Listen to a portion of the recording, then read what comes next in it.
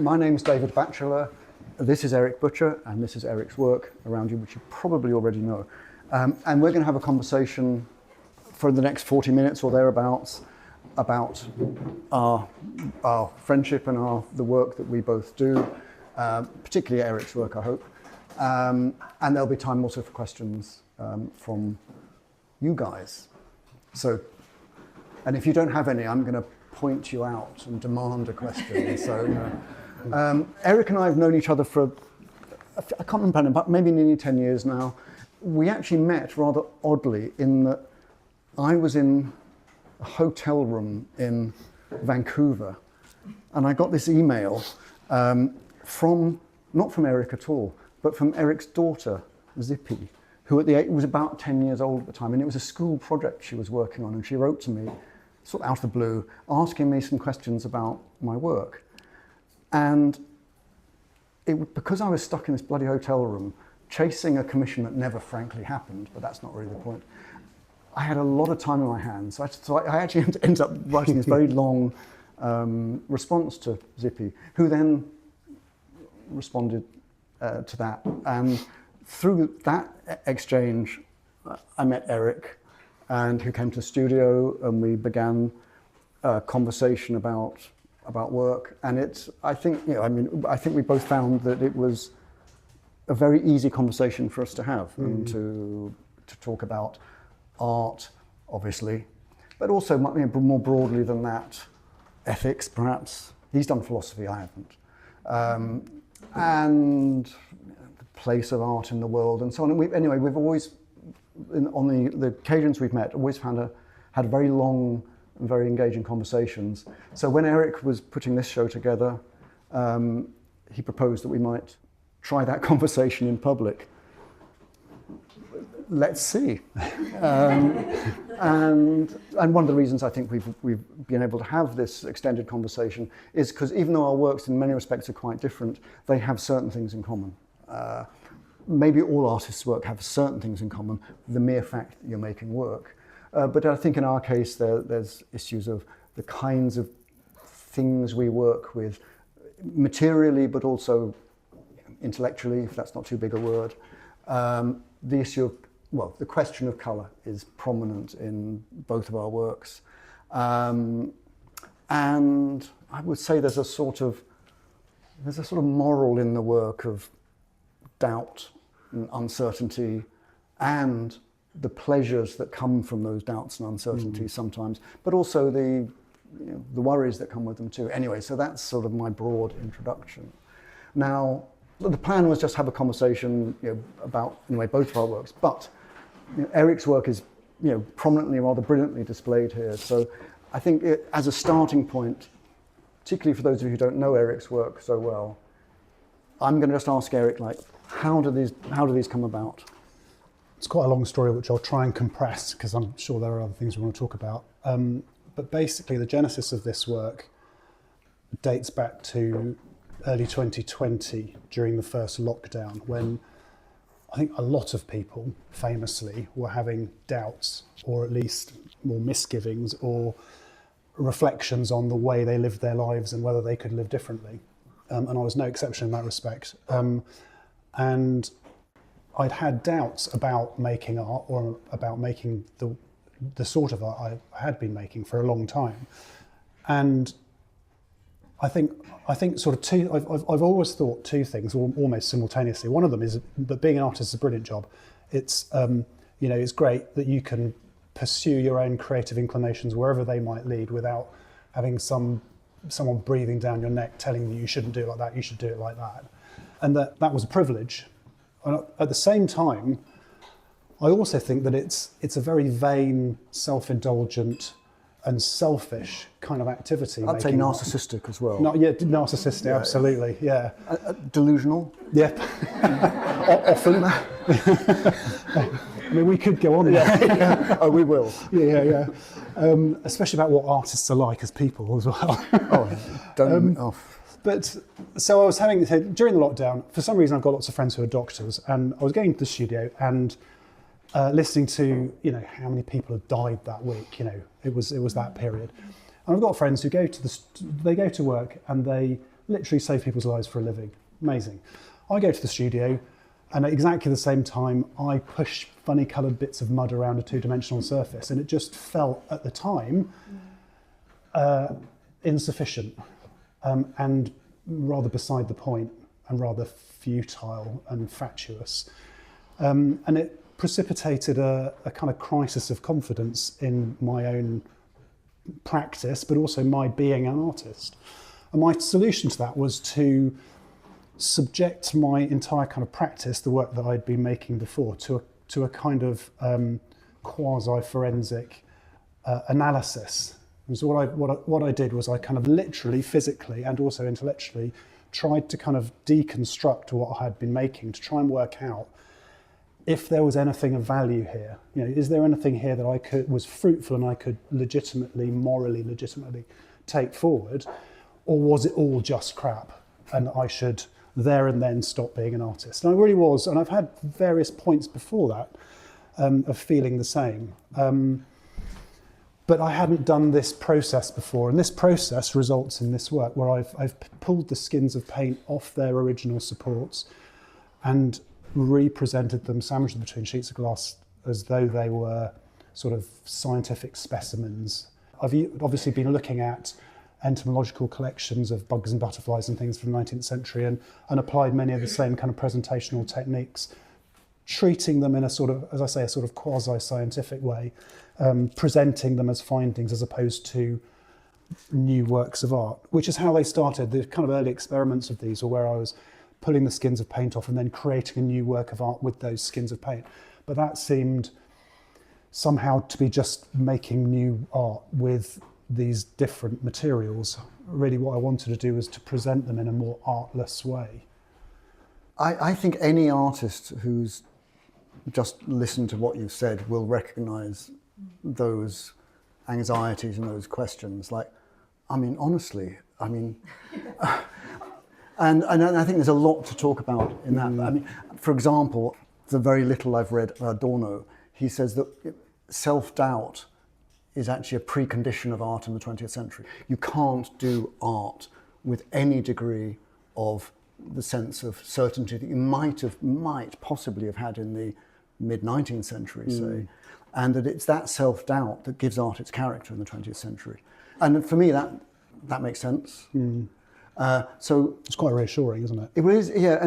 But you know, those doubts, it seems to me, they can cripple you, or they can be productive, and maybe they do both. You know, and you sort of slightly oscillate between. I mean, then weirdly, I'm now reminded of a very short scene from the film Shakespeare in Love. Bear with me. That is odd. Where there's a bit where it's Joseph Fiennes, he's playing young kid, playing Shakespeare, and he's sitting at a desk with his quill, and he's writing, and he puts his head up and he goes, "God, I'm good," and then he just gets on with it. And I remember Salman Rushdie talking about this and saying, you know, a writer has to have that sense of "God, I'm good," but it's also, there's an equal and opposite sense of, "Oh God, am I any good?" And it's really those two poles, or those two, we oscillate between those points. You can't carry on if at some point you don't think you're doing something okay. Yeah. But it also, maybe you can't carry on if you don't doubt that you're doing anything. Yeah. Actually, I do know some artists who do carry on without any doubts, but let's leave them aside. But I suppose the point is that it's what you do with those doubts and where those doubts take you that is anyway what we're talking about. I mean, making this work has utterly reinvigorated my experience in the studio. And part of it, I think, is that I don't know where it's going to lead me. So, for example, with these materials, when these materials run out, so just finish off something. What I've decided to do is to only use the materials that I currently have, and I don't use any new materials. So what I currently have in my studio, I will use up, and then when I've used up all the materials I've got, I will stop being an artist. And there's something really engaging, I find very engaging, about, you know, as certain materials are used up, I use other materials, and to use those materials, I'm going to have to think of creative solutions, which I haven't thought of yet. And that's exciting for me. But there's also something really exciting about the fact that there's an end point.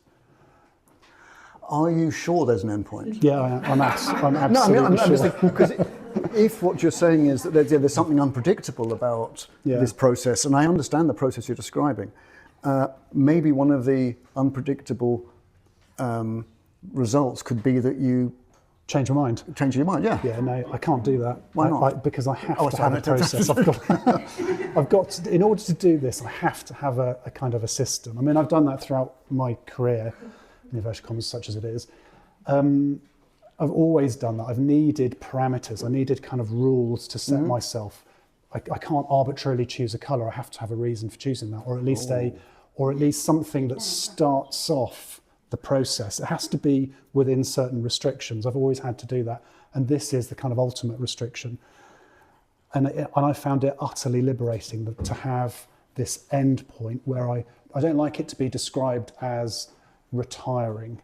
I much prefer I will stop being an artist. I'm not going to be like a Premiership footballer who then plays for a Championship Well, I'm going to say you could drag this out a bit. Yeah, does a bit of kind of management and then ends up in LA Galaxy. I just don't want to do that. I just want to stop, because there's something kind of intellectually satisfying about that. People have said, could you use somebody else's work and destroy their work, or could you back off. Could you use materials in a skip that you found in a skip? Yeah, I know I could do all of these things, but I'm not going to. Do you know when that end point? Do you have a timetable? Depends how fast I am. Again, you could slow it down. I can slow it. I mean, it's a very frugal process. I'm trying to make as much of as little. You'd be as frugal as possible with these materials. But yeah.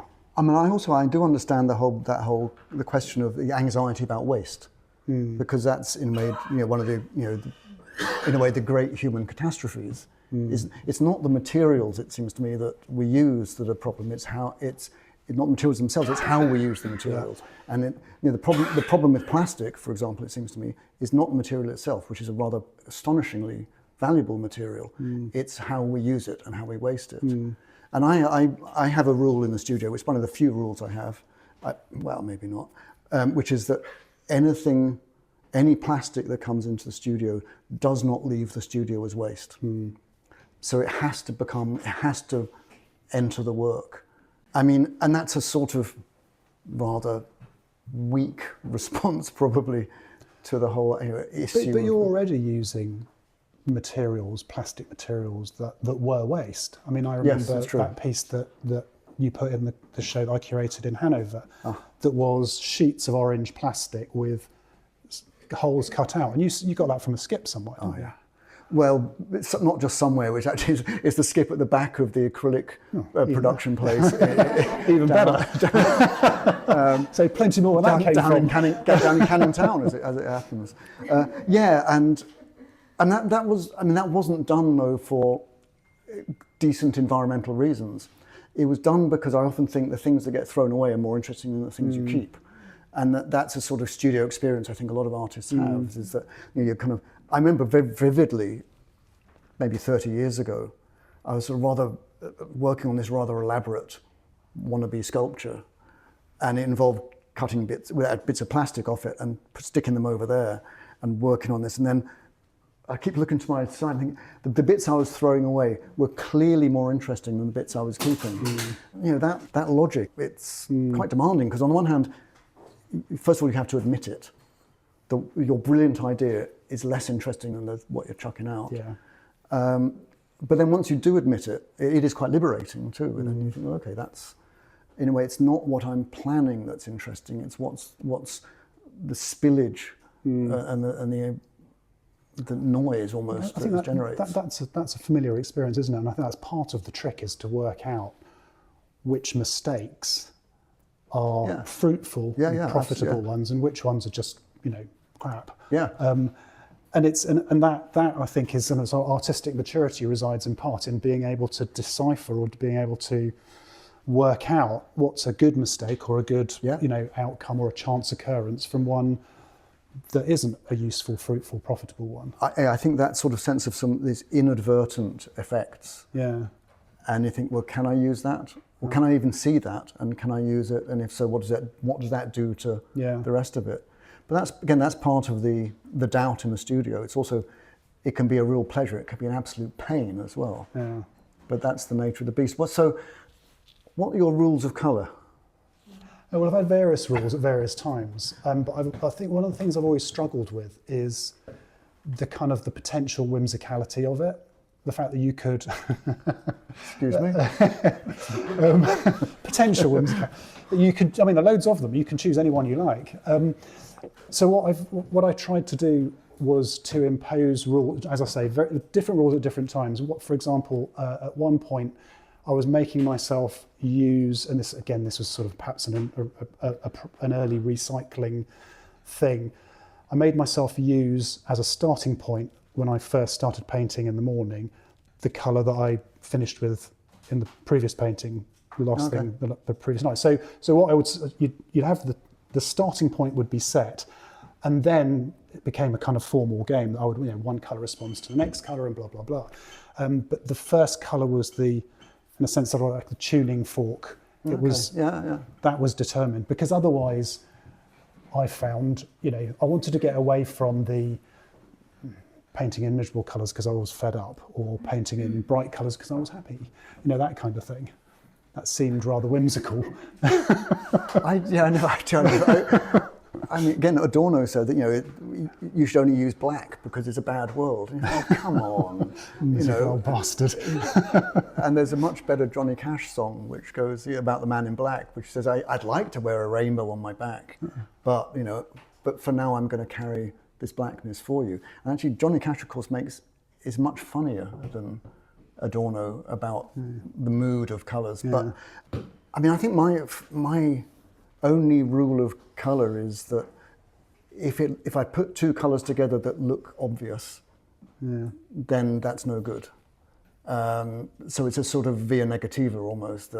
And if it goes red, yellow, blue, you think, primaries, Bauhaus circa 1920, get rid of that. So I think for me the rule is just, it's got to hold your attention and to some extent take you by surprise, or take you somewhere where you weren't. I didn't know that I could do that. Would work. I could do that. But you have a much more deliberate approach to colour, I think, and it's much more central, obviously central to your practice. You always, it seems to me, are drawn to highly saturated colours. Oh, I mean, you want a lot of it, don't you? Oh yeah. Whereas I quite often find I'm trying to rein it in. I use a lot of graphite, powdered tin and aluminium in the paint. And part of that is because I think for me it's less about colours per se and more about the relationship between transparency and opacity, or absorption and reflection and so on. And I quite often find myself, perhaps unintentionally, kind of pulling it back, which I don't ever sense in your work. Is that fair? Oh, probably. Well, but I'm actually, the minute you say that, I'm looking at the work in the room and I'm thinking, but no, I'm actually thinking, there's a lot of transparency in these works, but there's a lot of opacity in some of them too, and I hadn't thought of those relationships quite before. Yeah. Oh yeah, I just try to max out the colour every time. That's not actually entirely true, because I've used a lot of grey. I think grey is a very complex and very interesting colour. And almost all of my works have an element of black or white in them, even if that's just the ground on which they're painted or made. I think black, white and grey are as valuable as colours as anything else. And you often need them as counterpoints, perhaps, or... But I think from when I started using colour, which is now over 30 years ago, I was always looking, as you say, to max it out, or rather to try to make the colour the subject and the centre of the work.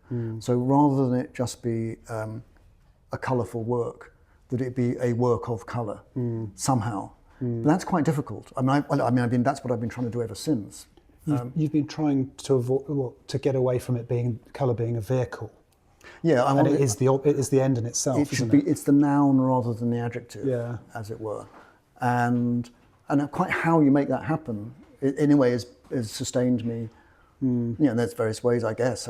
But it sustained me, or that question, how can I make colour the subject and the centre of the work? It has sustained me for a very long time now. You know, to my astonishment, in some respects.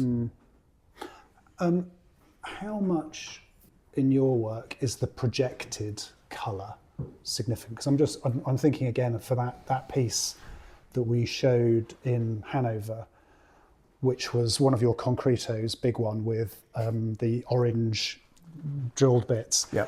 And I placed it in the window. Oh, I know. I was very happy about and had that. And it was all about the pool of coloured light that was on the floor. That was the star of the show. It wasn't actually. I mean, it was as though. Sorry, because of course that was part of the sculpture, but that experience and the way it moved across the floor was. Unfortunately, I didn't see the show, but I was so delighted with those photographs. The sunlight came through the transparent orange plastic and produced these reflections on the floor. I mean, that for me that's pure colour, I guess. It's unbounded by anything, by material. And it's also the most sort of fugitive and ephemeral. It's always moving. It's never the one thing. And I think I first experienced that when I made works using illuminated light boxes, with panels of solid colour, which would just throw the light out. And if you did, those stacks of light boxes, if you did them in any space that had reflective surfaces or shiny surfaces, you'd get these bounces of colour, none of which you could predict or plan. And that's part of the beauty of it, isn't it? That is, in a way, that's the almost. I don't use the word essence very often, but what the hell? That was the kind of, for me, the essence of them. And because that's when colour is, in a way, that's when colour is really its own thing. Yeah. Independent of. But at the same time, it's also the most fragile version of colour, because it's like the. Those reflections, the minute you move by 6 inches, it can go. But then that is, to me, the nature of colour, is that fragility, I guess. So one of the things that I find fascinating about this work is the pools of coloured light that you get when you've got a coloured transparent skin of paint, and how with a dynamic light source, if there's daylight, those shadows, those coloured shadows move across the painting, and they're different every time you see them. The other thing that I think I mentioned the other day that I can't work out, and hopefully there's somebody that will know about these things, but I don't know the science of this, which is, it seems to depend at which angle the light goes in to the coloured surface, how much colour is in that pool of light. Because sometimes they look just like shadows, and sometimes they're coloured shadows, and sometimes there's more or less colour depending on where the light comes through. That might have to do with the refraction coming off the glass. Yeah. And how much colour, how many wavelengths that's absorbing, but it may not do. Right. I don't know. But to what extent were those shadows planned in the production of the work, and to what extent were they an effect that you enjoyed? They're largely an effect. So they're that part of that, something that happenstance that you could that you then exploit. Yeah. So, for example, in this one, this has been a complete revelation to me. Seeing it in this light, you get at the top, you've got opaque dark pieces which throw a shadow, but it's very clear what the object is and what the shadow is of the object. Yes. By the time we get down to the bottom, the shadow is completely dominant, because the skin of paint is so transparent that at some point there's an inversion between the object and the shadow. And I only really kind of saw that putting it up here, and I thought, that works. I'm going to do more of those. I've only. I'm going to do a blue one next. I only saw that 30 seconds ago when you mentioned it. It is optically strange. Isn't it? Yeah. More about rules. Is there more to say about rules? I've always struggled to make art without rules, and over the time they've changed, and some have been more prescriptive than others. But I've always needed to find ways of limiting the possibilities, because I find that limitless possibilities really counterintuitively perhaps crippling. No, I think that's. I think every artist has rules of some description. Whether you call them rules or not, I don't know. But if you don't have some sense of what you're limiting yourself to, then if you can do anything, then you'll do nothing. You do nothing. Yeah, absolutely. So, and I think in a way, the sometimes those limits are established by the work you've just made. That it will suggest what you might do next or what you might not do next. And I think, I can't let that do that. But then I think, well, hang on a minute, why not? So I think I almost, against myself, set limits and rules, and I think, well, actually, do I need to stick by that, or is that now exhausted its value? And do you enjoy breaking them? I mean, is that part? I mean, is there a pleasure in that? You know, you set yourself some rules, and then, you know, is it about the rule, or is it about what the rule allows you to do? You know, is it? I think the rule, so to speak, that sets those limits allows you to focus and to develop the possibilities within those constraints. At a certain point, those constraints become they hinder you rather than enable you. And then you move on. And then you have to think, well, hang on a second. You either just get bored with it, boredom, there's a one. Yeah. Or you think, no, this is, I think I can risk letting go of that. Right. Sometimes for me that happens when I'll do a body of work, I think, God, they're good, a la Shakespeare. And then a year later I'll look at them and think, oh, there's, you know, and I'll work on them again. And because I don't care about them anymore, I'm much more relaxed about risking ruining them. Yeah. And that risk of ruining them sometimes, but only sometimes, then actually makes the works become much better or richer. That sense of jeopardy within the piece. Yeah. But I think that's also part of why I've always either worked in pairs or in series because of exactly that. So you never feel too precious about any one because it's a series. So you think, okay, well that looks brilliant. I'm now going to take a risk in this one, or this, you know, and you can then transfer the learning back to the next one if that's possible. Yeah, I describe the way I work as in clusters. Right. Yeah. And I mean, you've seen my studio. I do clusters of things. Yeah. It's not a series. Sounds a bit strict for me. Yeah. Perhaps less so for you.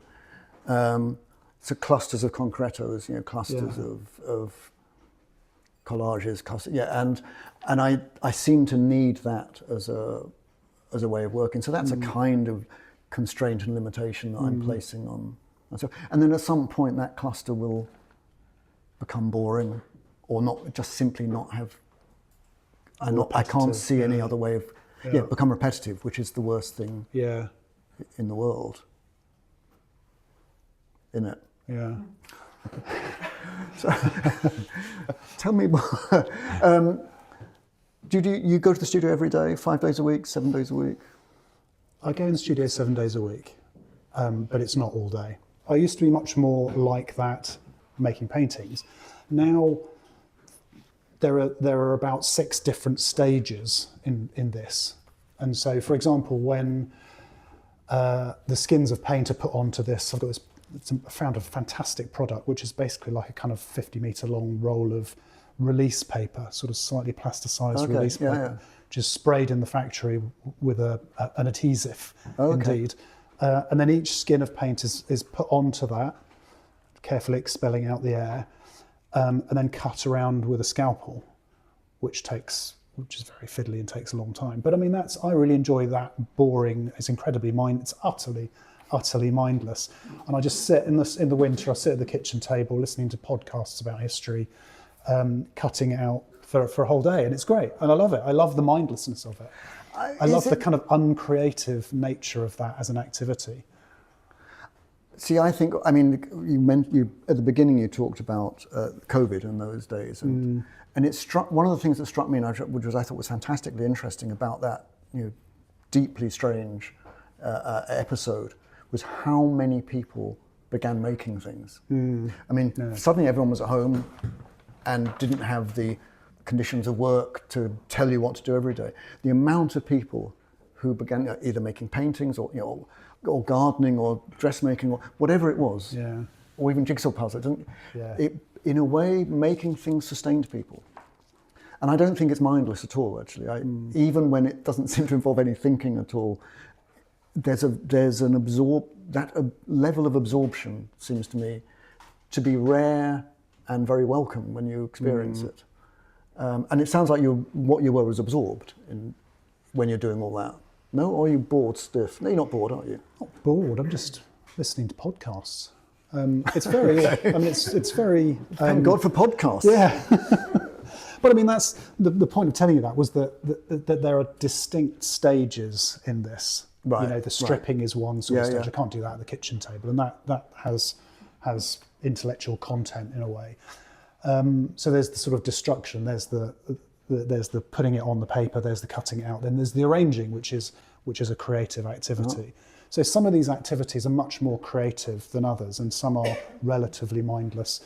And I enjoy them all, but for different reasons. So it's not as if I'm going into the studio sort of 7 days a week doing 9 to 5 work. There are, and you have the same. You know, you're mixing up one day. You're mixing up a load of concrete and all of that stuff. Another day you're rummaging around with the rats in that skip in Canning Town. Then I'm feeding the cats. Yeah, it's true, and yeah, I mean, I find I love mixing concrete. Yeah, it's may I say it requires a certain skill, skill that I didn't have when I started. So all the early concretos I made, they started crumbling and disintegrating, which was a pain in the neck when you sold them. You try and sell them, and they want their money back. But it's curious. I mean, I think one of the pleasures of the studio is that there's a strange combination of mental and manual activity. Most of our lives, traditionally the idea of is that mental work and manual work are separated out in our industrial societies.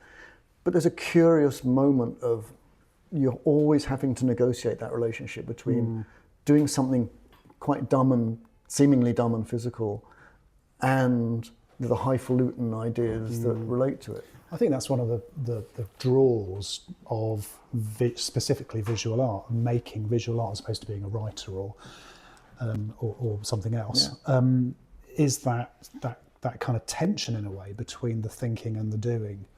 And I often think that it's a bit like a kind of Jekyll and Hyde experience where you sort of immerse yourself in something and you're sort of playing, and it is you're not really thinking about sort of means ends related activity because you don't know what the end is going to be. And then you have to stop doing that, step back and say, okay, well, what happened here? It's almost as like a kind of forensic experience. You're then trying to work out what happened and whether that's good and that's good. And then you start, intellectually, it's a completely different kind of activity. So I find it's kind of almost binary. There are two different activities and sometimes they're going on at the same time, but often they're separated out in my way of working. Do you ever get bored in the studio? Oh yeah, all the time. Oh. Yeah. I don't think I ever do. Do you never get bored? I don't think I ever do. I go to sleep sometimes. You've got a nice studio. I mean, I have got a nice studio. You've got a much nice studio. You can still get bored in a nice studio. Yeah, true. No, but you've got a studio that's nice physically to be in. It's kind of ordered, and there are clean bits and warm bits. And my studios have always been really inhospitable places. Oh, and okay. I don't know why. I try. I go to other people's studios and they've got sofas and piles of books and little side lights. And I know you don't have that. I've got books. But you haven't got side light. Have you got a side light? No. And I go to my studio and there's just nowhere to sit down. It's just not a nice, it's dirty, and they've never been nice places to be. You could get a chair. Yeah, would be a start. But I don't know why. I mean, maybe that says something. And Jonathan's written a wonderful essay about my work, and it did. When he came to the studio, I was apologising for the kind of place that it is, and given what he wrote about my practice, I did wonder if the kind of environment that I've created is quite, unconsciously but perhaps deliberately austere or even ascetic. There seems to be some kind of ex-Catholic hair shirt wearing something going on there. I was brought up an atheist, so my life lucky you. is so much easier. Perhaps some days. I'm going to open to questions in a moment. I just wanted to refer back to your very important point at the beginning of what is the point? Why do we make work? What is the point? Does it have? Is it sustainable? Is it justifiable in the world we live in? The world we've always lived in a way, which is always awful and beautiful at the same time. There was a wonderful comment by Philip Guston many years ago, I think probably in the mid-70s. And he was writing in his notebook, and he wrote something like, this is to paraphrase entirely, he said, the world has gone to shit. Nixon's in power, there's riots on the street, people are being killed, people are sleeping on the streets, we're doing horrors in Vietnam, everything is awful. And what do? I go to the studio and I change a blue to a red. That's exactly how I felt. and I think that is fantastic, because it seems to me to be incredibly honest. And it's on the one hand it seems to be saying, well, all I do is go and change a blue to a red. But maybe he's also saying, well, all I can do is change a blue to a red. And maybe it's both. And in a way, that sort of ambivalence about the studio. On the one hand, you love what you do. On the other hand, you kind of hate it, or you hate. And I think maybe that ambivalence, that coexistence of opposite experience, opposite thoughts, opposite feelings, is perhaps the condition we live in. How we respond to it then is is different. I mean, anyway. But maybe that's the validity of what it is to be alive. To say, I changed a blue to a red. So I said that last bit again? To change a blue to a red is potentially political act, because it's a validity in what it is to be alive, to have agency, to do something. I think it's a rich and open statement that he said, and I think yes, it's like saying I have some agency, but then how much? Because the things that are happening now as well. I mean, it's about life, isn't it? But we have to, in some ways, honour life too. We want to try and help, but also you can't just ditch life. And as individuals, what power do we have? Very little. But at the same time, and I think someone said to me, art doesn't change the world, but it does change people. And what's the world made up of apart from, I think it does change the world as well. Not... Discuss. If there were more people not doing, following, capitalism and doing things that had no, you don't get any money usually from art. That's true. And do things for the sake of endeavouring to play with what it is to be a human being and investigate that, we would have a different world. We'd have a different education system. Everything would be different. But 120 years ago, people genuinely did think, artists genuinely did think that they could change the world. Does anybody think that anymore? I don't. I don't think art can change the world. In some sense we can, but it's such a minute drop. Right. You can change your world, but perhaps not the world. But isn't it also about you can be making a lot of art and just be in your zone and making your art and discovering things and being curious about things.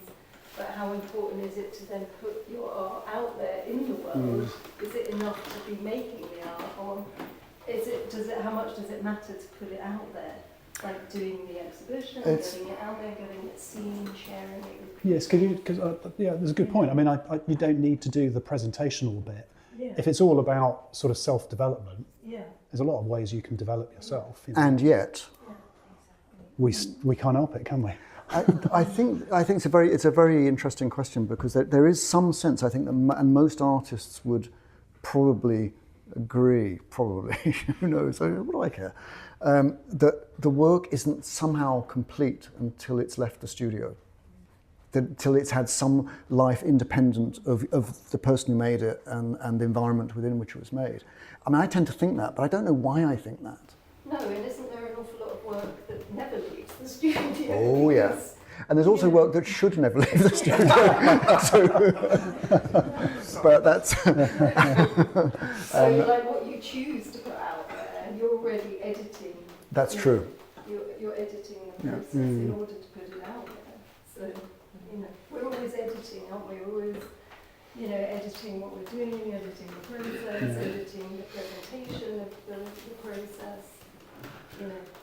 I mean, to go back to the first question, was that I'm reminded of something that Terry Eagleton wrote about Marx. And he said, Marx didn't want artists to make work about communism. He wanted artists to be a model of how you might live. Now, I don't want to ever think of myself as a model of how anyone else might live, but that, or the work might be a model, not the artists themselves. The work might be, in a way, a sense of a joyous labour, a kind of activity that is done well for pleasure and out of a sense of value independent of financial value, or something like that. I don't know. Marx thought that Milton was a great poet, not because of what he told people about the world directly, but about how he lived, how his poetry lived, at least. I don't know, I'm struggling with that one a bit. Any more questions? Yes? Do you think that relates with the fact that beauty, which is a concept very powerful nowadays, we have forgotten about it and we have just released to a place of, like, if it would be not important when we all know that when we are living in a nice place, when we are seeing good things happening around us, when we see love constantly, all that kind of stuff is beauty.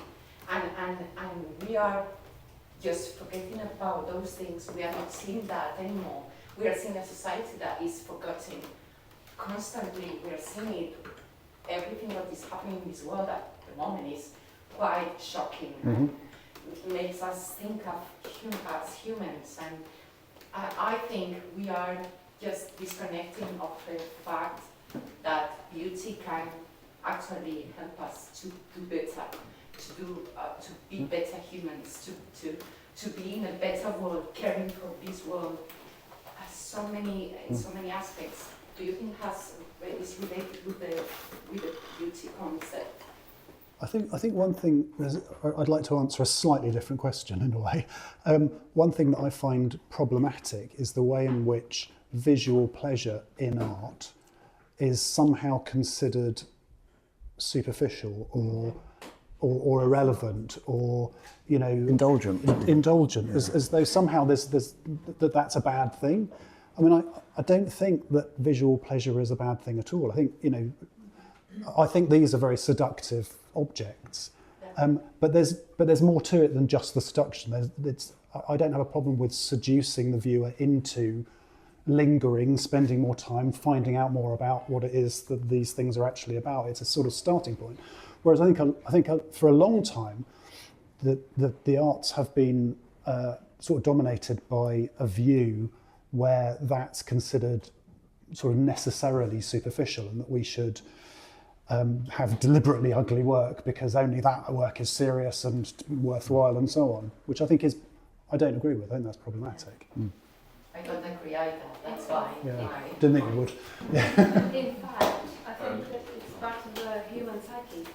Apparently, I read somewhere that actually art developed in humans before we even got to agriculture. Oh yeah, a long time ago, yeah. So it is something that we actually need.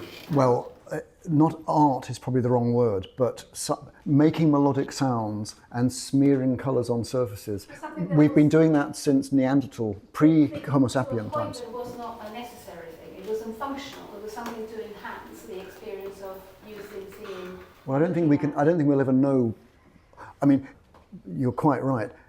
Humans and Neanderthals have done these things seemingly since for let's say 500,000 years.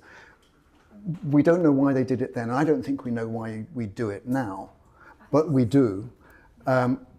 But whereas some evolutionary biologists and psychologists, I mean, there's Steven Pinker, he was a great writer. He has this brilliant description of music. You know, what's the point? What's the evolutionary value of music? What's the functional value of music? He says music is, even in evolutionary terms, is auditory cheesecake. Now I love that and it's music is frankly it's like a pudding. It has no evolutionary or functional value. It's just it's somehow a kind of add-on, a surplus to evolution and functional necessity.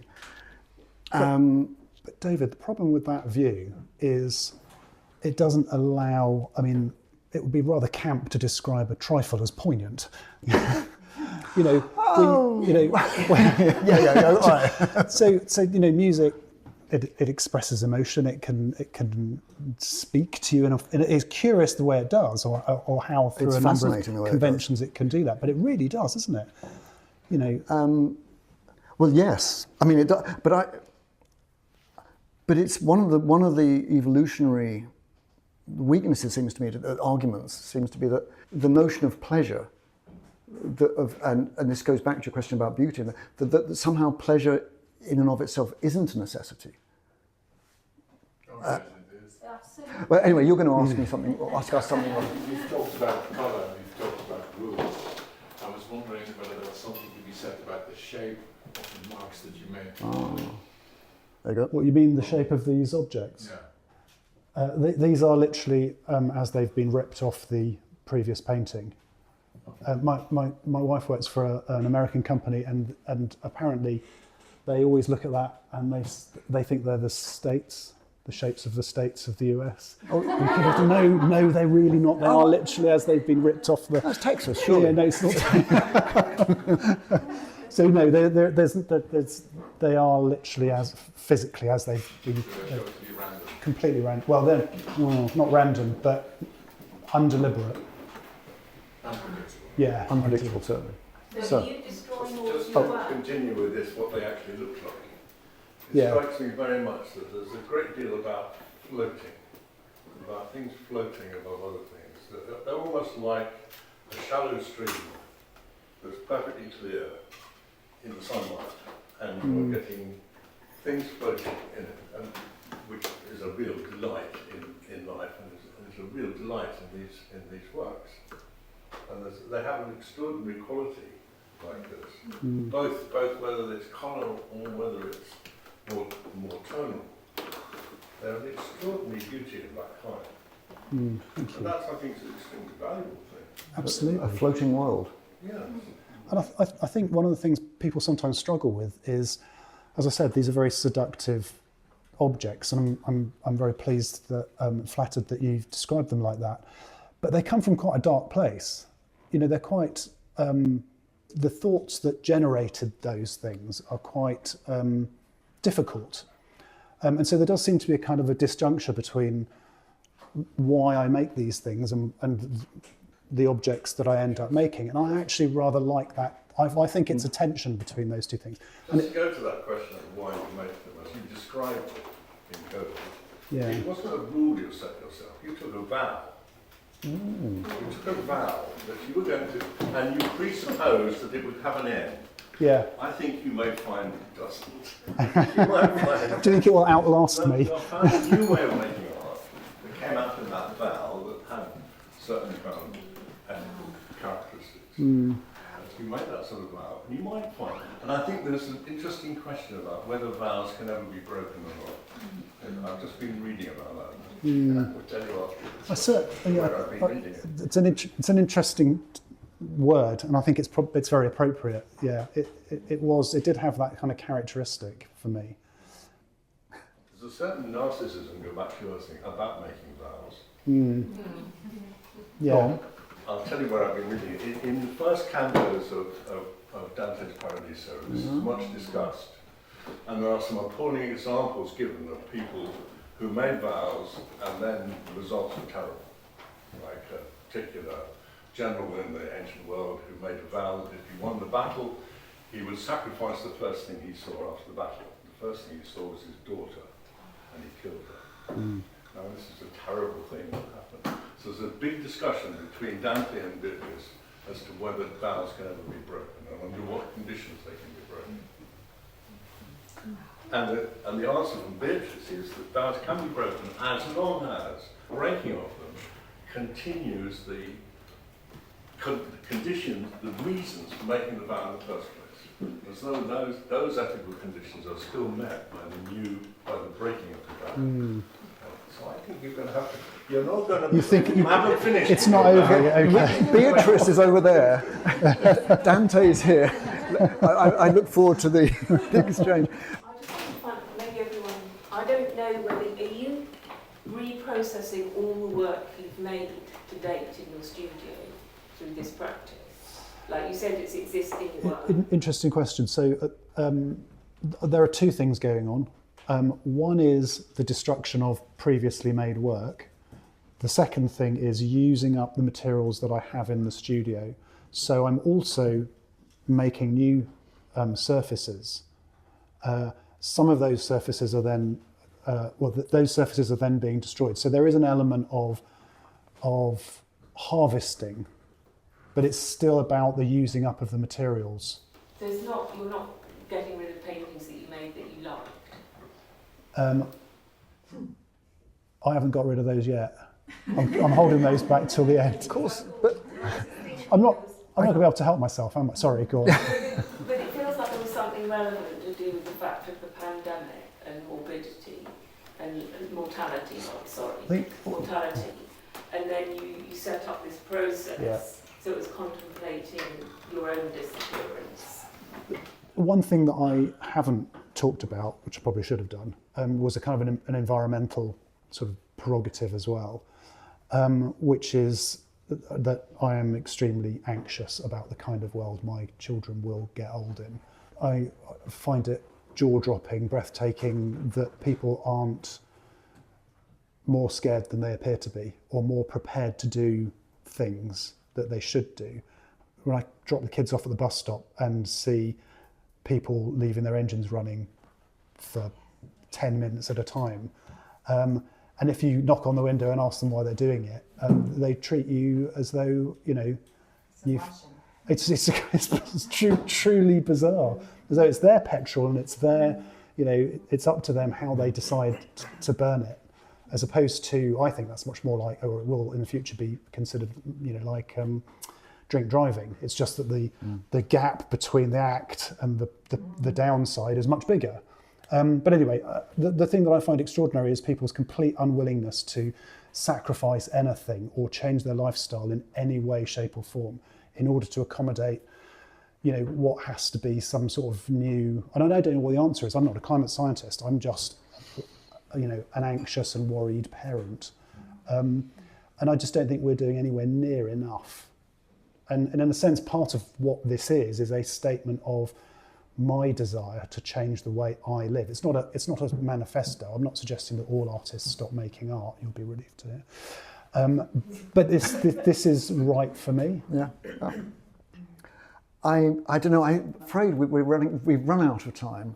So I think the anxious parent here has had the last word, which is, I think, entirely appropriate. We have to stop, and I just want to thank you all very much for coming.